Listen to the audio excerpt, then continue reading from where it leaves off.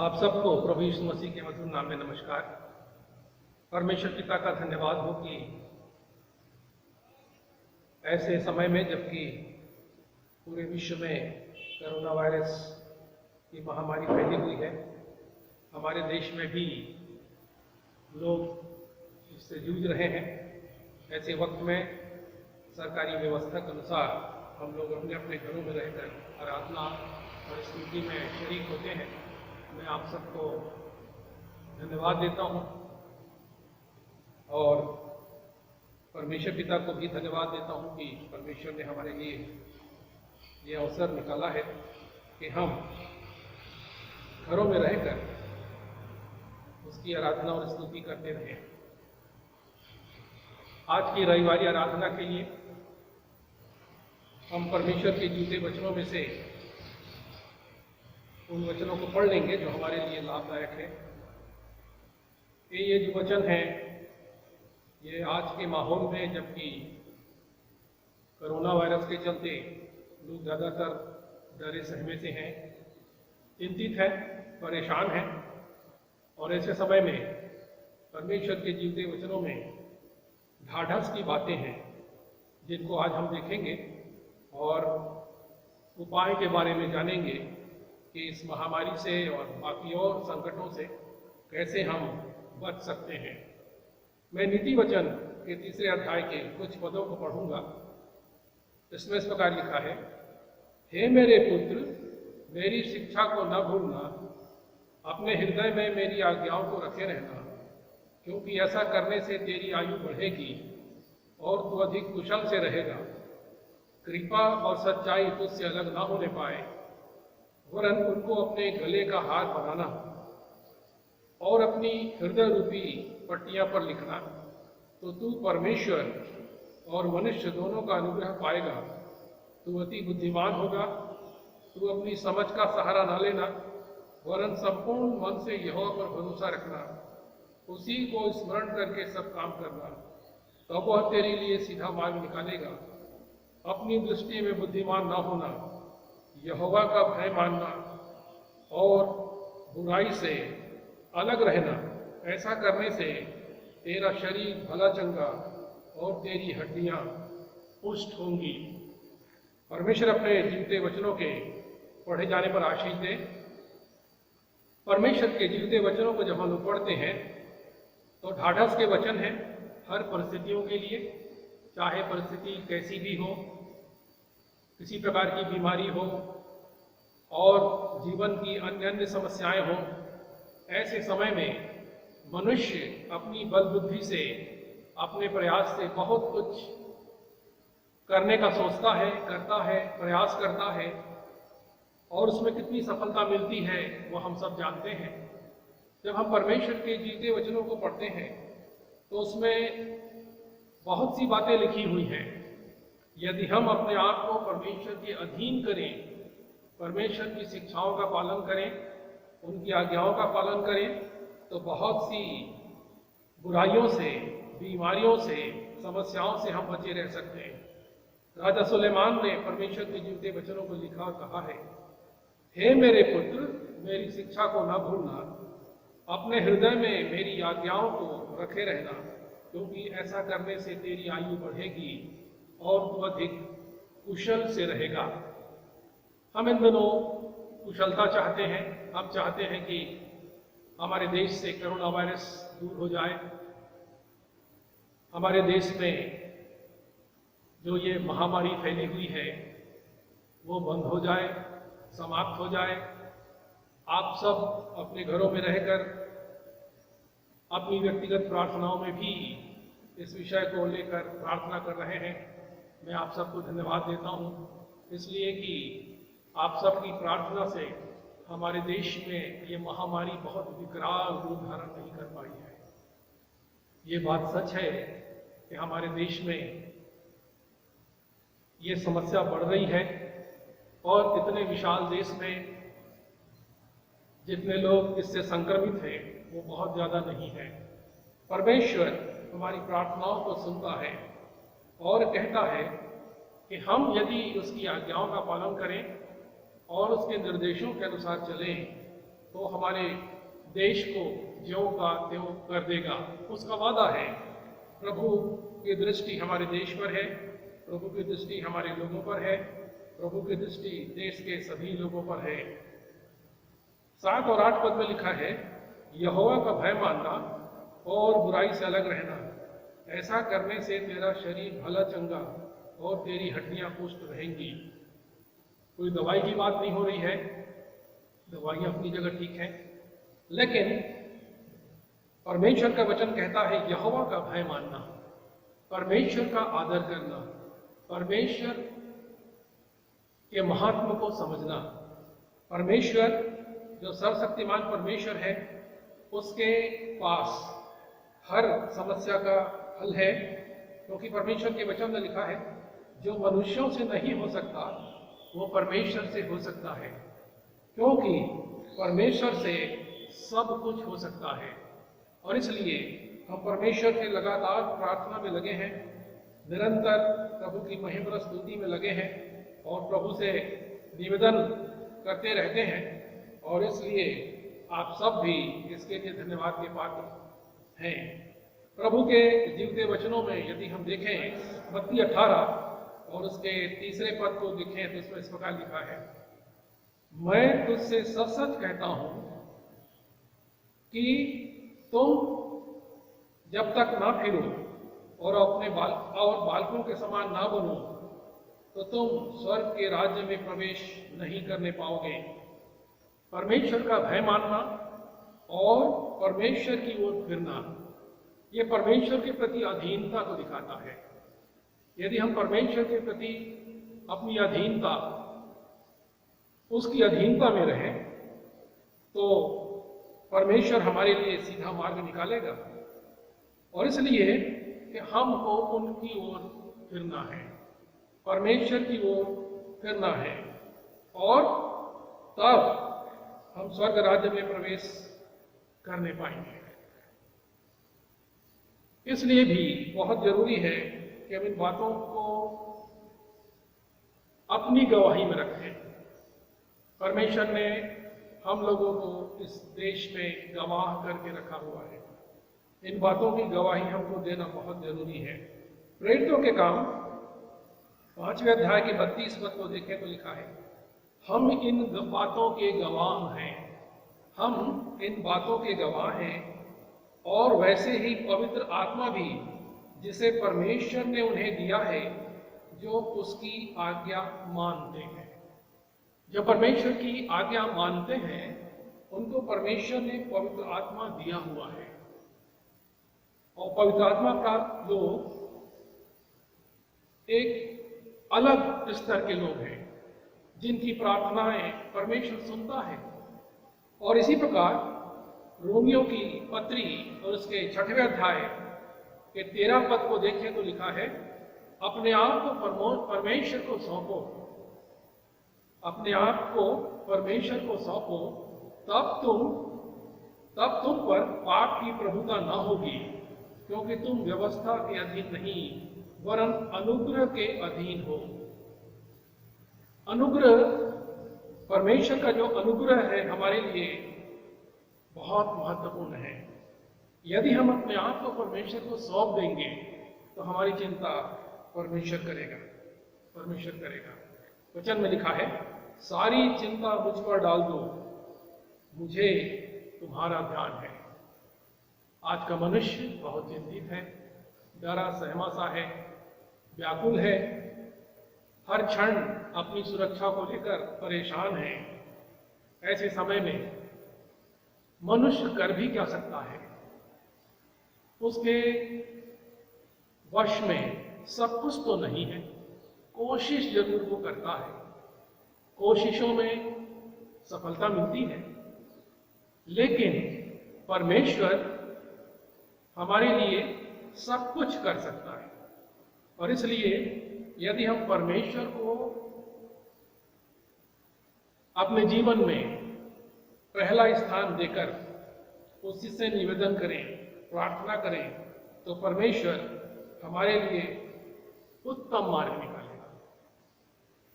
जैसा दूसरा इतिहास 7 अध्याय के 14 पद में लिखा है, यदि मेरी प्रजा के लोग जो मेरे कहलाते हैं नम्र एवं दीन होकर प्रार्थना करें और मेरे दर्शन के खोजी होकर अपनी बुरी चाल से फिरें, तो मैं स्वर्ग में से सुनकर उनके देश को ज्यों का त्यों कर दूंगा। परमेश्वर का वादा है। हमको प्रार्थना करना है, विश्वास की प्रार्थना, विश्वास की प्रार्थना। परमेश्वर ने हमारे लिए आशा का संचार किया हुआ है। प्रभु के वचन में यदि हम पढ़ते हैं तो कोई समस्या या किसी प्रकार की तकलीफें जब आती हैं तो उसके पीछे कुछ कारण होते हैं। हो सकता है परमेश्वर के प्रति हमारी आज्ञाकारिता अधूरी है या परमेश्वर के प्रति हम आज्ञाकारी नहीं हैं। हो सकता है हम परमेश्वर को अपने जीवन में पहला स्थान नहीं दे रहे हैं। हो सकता है हम इस संसार में अपने में व्यस्त हैं और अपने तौर तरीके से जीवन यापन करने में लगे हुए हैं। अपनी चिंता स्वयं करते हैं। मनुष्य अपनी चिंता करके अपने जीवन को बेहतर बनाने की कोशिश करता रहता है और इस संसार में सारी चीजों को प्राप्त करने का प्रयास करते रहता है। किस हद तक वो सफल होता है, किस हद तक वो संतुष्ट हो पाता है, इसमें प्रश्न चिन्ह रहता है।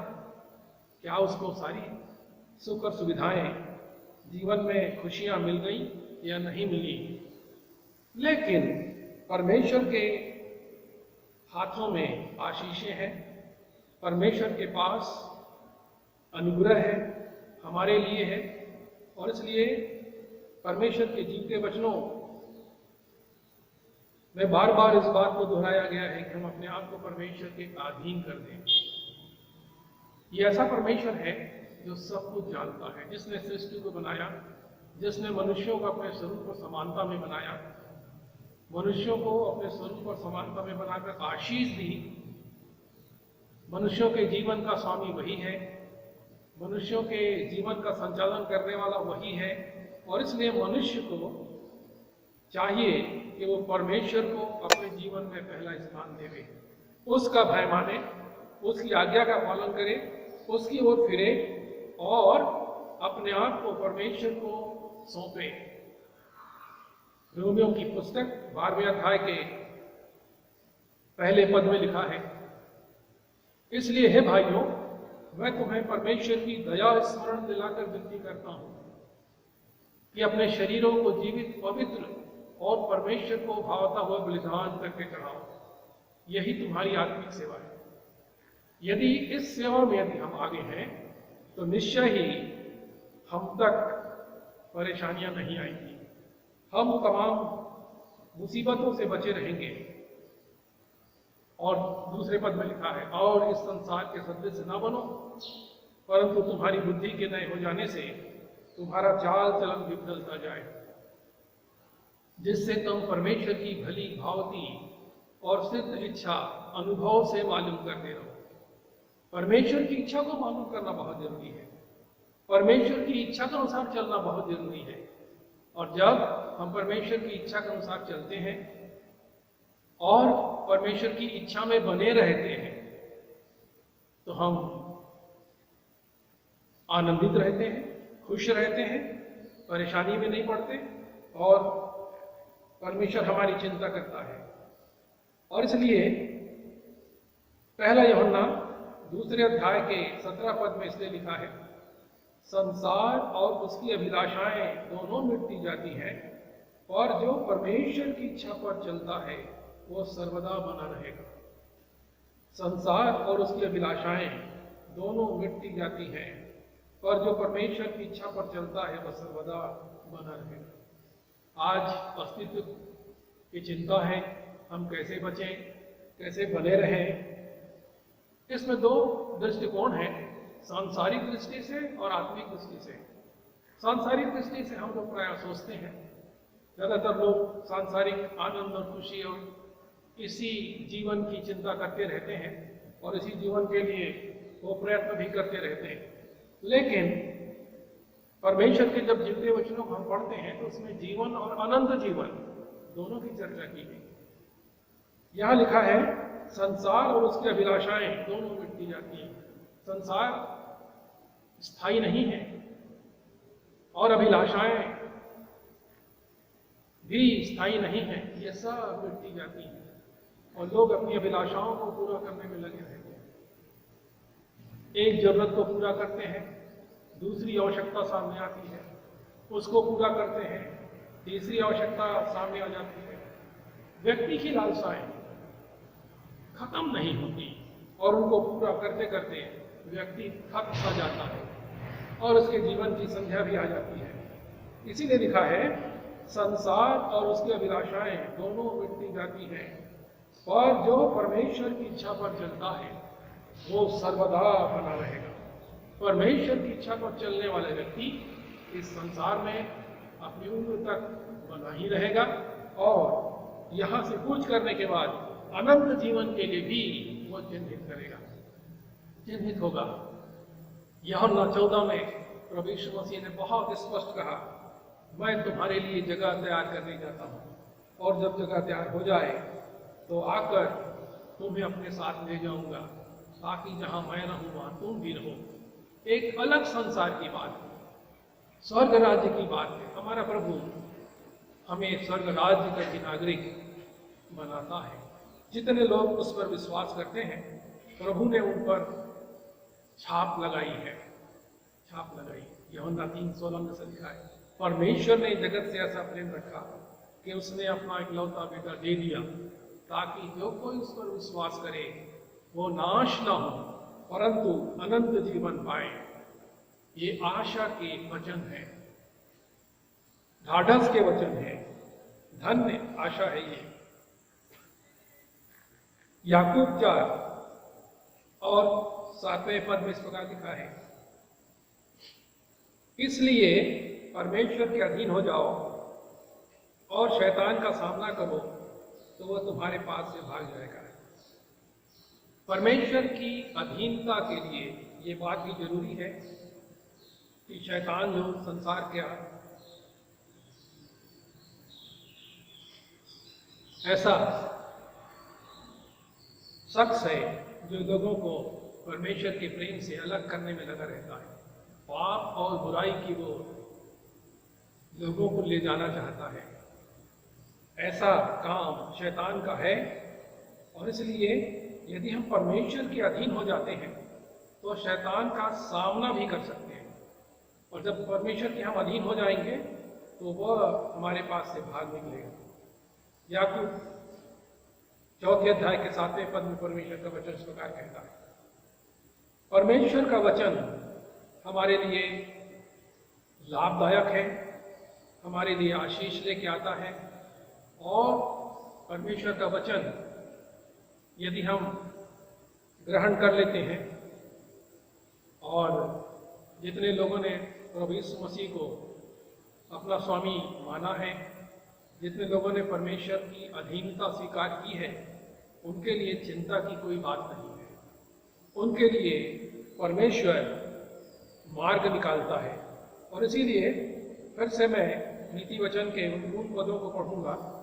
हे मेरे पुत्र, मेरी शिक्षा को ना भूलना, अपने हृदय में मेरी आज्ञाओं को रखे रहना, क्योंकि ऐसा करने से तेरी आयु बढ़ेगी और तू अधिक कुशल से रहेगा। हम में से सब लोग चाहते हैं हमारी आयु बढ़े, लंबी उम्र हमारी हो जाए, और न केवल उम्र लंबी हो जाए वरन हम स्वस्थ भी रहें, स्वस्थ भी रहें। 8वें पद में लिखा है, ऐसा करने से तेरा शरीर भला चंगा और तेरी हड्डियां पुष्ट रहेंगी। ये वचन इस बात की ओर इशारा करता है कि यदि हम परमेश्वर के अधीन रहते हैं तो हमारे पास बीमारी नहीं रहेगी, हम हमेशा स्वस्थ भले चंगे रहेंगे और हड्डियां भली पुष्ट रहेंगी, पुष्ट रहेंगी। हमको किसी बात की चिंता नहीं होगी। और आज व्यक्ति यही तो चाहता है कि इस संसार में वो पूरी तरह स्वस्थ रहे, निरोग रहे, दवाई की जरूरत ना पड़े और स्वस्थ जीवन व्यतीत करें। और स्वस्थ जीवन व्यतीत करने के लिए जरूरी है यहोवा का भय मानना, अपनी दृष्टि में बुद्धिमान ना होना, यहोवा का भय मानना और बुराई से अलग रहना। ऐसा करने से तेरा शरीर भला चंगा और तेरी हड्डियां पुष्ट रहेंगी। परमेश्वर का धन्यवाद हो कि जितने लोगों ने अपने आप को परमेश्वर के अधीन किया हुआ है, उनके पास एक अच्छी गवाही है, ऐसी गवाही जो दूसरों के उत्साहवर्धन के लिए बहुत लाभदायक है। मैं आप सबका शुक्रिया अदा करता हूँ, आप सबसे निवेदन करना चाहता हूँ कि अपने आप को आपने परमेश्वर के अधीन किया हुआ है या नहीं भी किया हुआ है तो अभी वक्त है, अपने आप को परमेश्वर के अधीन कर लें। जब अपने आप को परमेश्वर के अधीन करेंगे तो आप महसूस करेंगे कि आप इस जीवन में निश्चिंत हो गए हैं। प्रभु का वादा है, सारी चिंता मुझ पर डाल दो, मुझे तुम्हारा ध्यान है। जब प्रभु हमारी चिंता करता है, प्रभु हमारा ध्यान रखता है, तो हमें किस बात की चिंता? हम परिस्थितियों को तो बदल नहीं सकते हैं। आज जबकि पूरे विश्व में ये महामारी बढ़ रही है और मनुष्य बहुत सफल प्रतीत नहीं हो रहा है, परमेश्वर को हम स्मरण करें, अपने आप को परमेश्वर के अधीन करें, परमेश्वर की आज्ञाओं का पालन करें। और जब हम परमेश्वर की आज्ञाओं का पालन करेंगे, अपने आप को परमेश्वर के अधीन करेंगे, तो निश्चित मानिए हमको किसी प्रकार की परेशानी नहीं होगी और न ही हमारे देश को और न ही सब लोगों को किसी प्रकार की परेशानी होगी। इसलिए कि प्रभु ने जब हमें भारत देश में रखा हुआ है तो अपने भारत देश के लिए और पूरे विश्व के लिए प्रार्थना करें, नम्र एवं दीन होकर प्रार्थना करें, ताकि ये महामारी और बाद में कुछ जो और तकलीफें हो सकती हैं वो भी हमारे देश में और विश्व से दूर होने पाए। परमेश्वर इन जीवते वचनों के द्वारा आप सबकी सहायता करे और आशीष दे। आइए प्रार्थना करें। धन्यवाद, धन्यवाद सेनाओं के यहोवा परमेश्वर, आपको धन्यवाद देते हैं आज के विशेष दिन के लिए। आपने हमें अपने जीवते वचनों से बहुत सी बातों को सीखने का, सुनने का अवसर दिया है। प्यारे प्रभु जी, हम जरूर मनुष्य हैं और मनुष्य होने के नाते बहुत सी बातों को लेकर चिंतित और परेशान हो जाते हैं। ऐसे समय में प्रभु हमारा ध्यान आपकी तरफ लगा रहे, क्योंकि आपके पास हर समस्या का हल है। हर एक की चिंता और परेशानी को दूर कीजिए प्रभु, और विशेष करके जो इन दिनों ये महामारी चल रही है, इस महामारी को दूर कीजिए, हमारे देश से दूर कीजिए, पूरे विश्व से भी दूर कीजिए, ताकि प्रभु सब लोग खुशहाल जिंदगी पुनः जी सकें और अपना ध्यान आपकी ओर लगाएं, क्योंकि आपके पास अनंत आनंद है, अनंत शांति है, अनंत जीवन है। हम लोग केवल इस शरीर की ही चिंता करते रहते हैं, पर प्रभु जी आपके जीवते वचनों के हम पढ़ते हैं और इस बात को जानते हैं कि जीवन के बाद भी जीवन है। आत्मिक रीति से हम चंगे होने पाए, न केवल शरीर में वरन आत्मा में भी सारे लोग चंगे हों। ये निवेदन हम आपसे करते हैं प्रभु, सहायता करें, अगुवाई करें। हमारे देश में आपकी कृपा दृष्टि बनी रहे। जो व्यवस्था शासन और प्रशासन की ओर से की जा रही है, उसमें भी आपकी आशीष हम चाहते हैं। हर एक को संक्रमण से बचाइए, और प्रभु जिनके घरों में ऐसे दुख और विपत्तियां आई हैं, उन शोकित परिवारों के लिए भी दुआ करते हैं प्रभु, उनके भी संग और साथ कीजिए, आशीष दीजिए। हम सजग रहें, आपकी आज्ञाओं का पालन करते रहें, आपका भय मानते रहें और आपकी इच्छा के अनुसार चलें, ताकि प्रभु हम लज्जित न होने पाए। एक बार फिर से सब बातों के लिए धन्यवाद देते हुए इस प्रार्थना को अपने उद्धारकर्ता, मुक्तिदाता प्रभु यीशु मसीह के नाम से मांगते हैं। आमीन।